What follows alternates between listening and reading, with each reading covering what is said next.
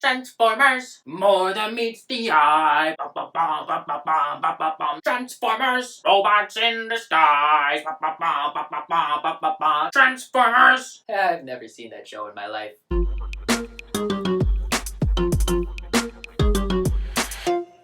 So I did not grow up watching any Transformers TV shows. I saw the movies, but you know, I've never bought any Transformers comics. I've never even spent any money on anything Transformers related. Except, I guess, for these little Tactics figures, which are part of one of the brightest memories of my childhood. So when a friend asked me if I'd read the new Transformers series, I said, no, of course not. I don't know anything about Transformers. Why would I start now? But then I found out that it's Daniel Warren Johnson doing Transformers. And now I'm excited about it. Because Daniel Warren Johnson is like the mega nerd. Somebody give him a crown, because he is the king of all nerds. He wrote and drew Murder Falcon, which is an excellent series. There's nothing I don't like about this series. And he also wrote a successful series called Extremity that I haven't read yet. He's the guy who turned the Justice League into dinosaurs. And he did this great series about wrestling called Do a Powerbomb, and it's phenomenal. Daniel Warren Johnson and his frequent collaborator Mike Spicer, who does the colors, are just locked in with each other. They are on another level. They've got their aesthetic down. It's always great. And Daniel Warren Johnson isn't just a great storyteller because he's a nerd, but he's also very, very good at infusing so much heart into every story he tells. The pacing is always really natural. There's so much detail in the settings and the character development, and every single moment, every emotion that he wants you to feel in the story has exactly as much time as it needs to have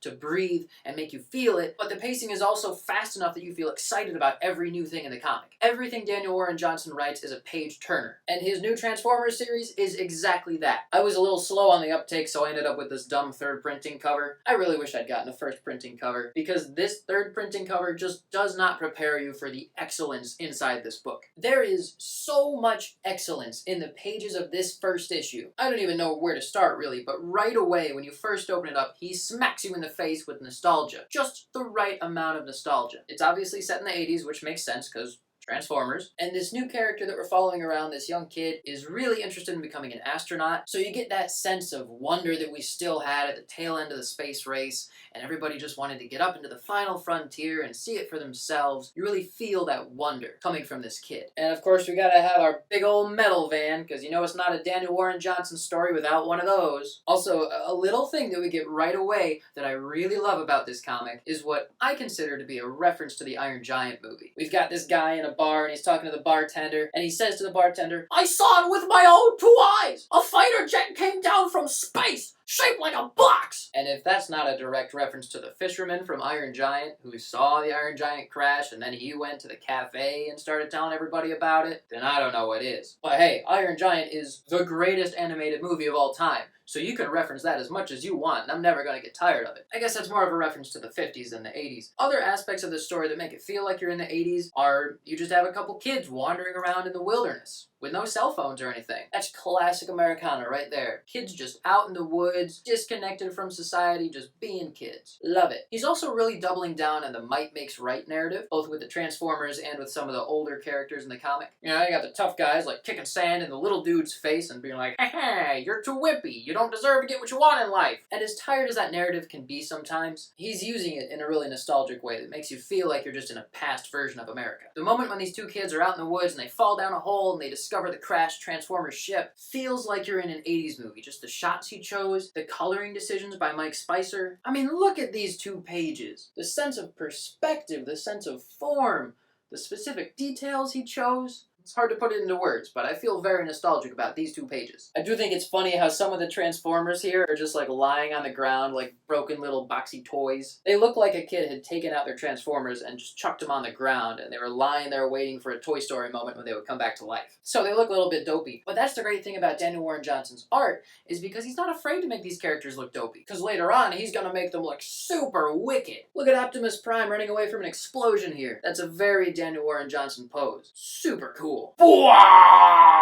Even this pose that he's got Optimus Prime in right here, it's a pose that a lot of artists would probably struggle with to make it look real and not very awkward, but because Daniel Warren Johnson is just a master of his craft, it just makes this robot look more human in a really convincing way. And I can't talk about the cool action poses that he has in this book without mentioning when Optimus Prime suplexes Starscream. What? Oh, and just as another example of how great Daniel Warren Johnson is at drawing just in general, look at his drawing of this Corey that they're all coming back to after their fight. Look at the shadowing here.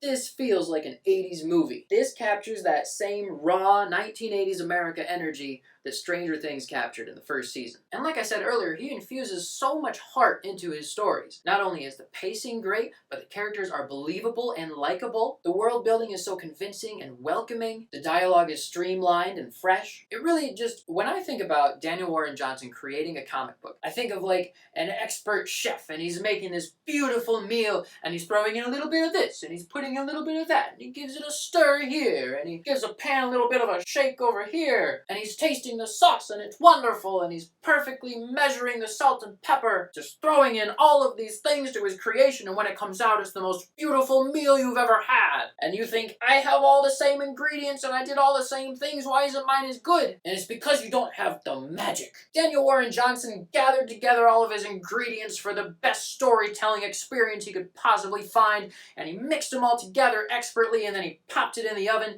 and when it came out, it smelled like grandma's cookies. Meh.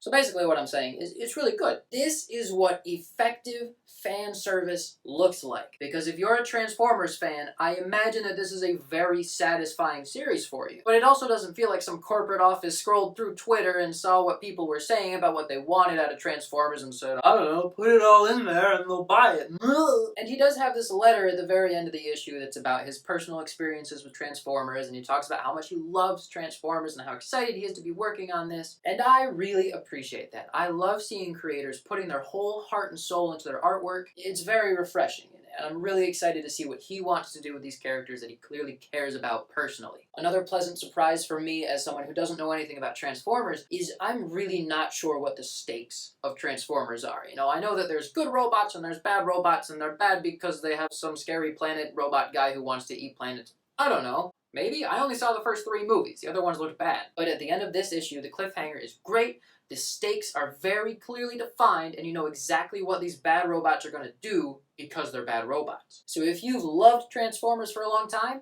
you'll probably love this. If you've never liked Transformers and you have no idea what's going on with them, you'll probably like this. The one nitpicky issue that I ran into was during this fight between 2 fighter jet Transformers, I had kind of a hard time telling who was who, because they're both red and white, so when they're going super fast and the lines are blurred and the colors are the same, I just couldn't really tell what was going on. I got the main idea by the end of it, but I was a little bit confused. It's probably just because I don't have a trained eye for Transformers, I don't know. So in conclusion, this is a very solid 9 out of 10. I love everything about it. I'm suddenly a Transformers fan after having never read any Transformers comics. I'm definitely going to keep picking up this series because it's one of the best titles on the market right now.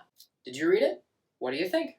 Today's question comes from Derek, and he wants to know, did you see the new Captain Marvel movie? And if so, what did you think? It was a lot of fun. Didn't really care about the villain. The cats were the best part. Still worth watching, I think. Better than the Eternals.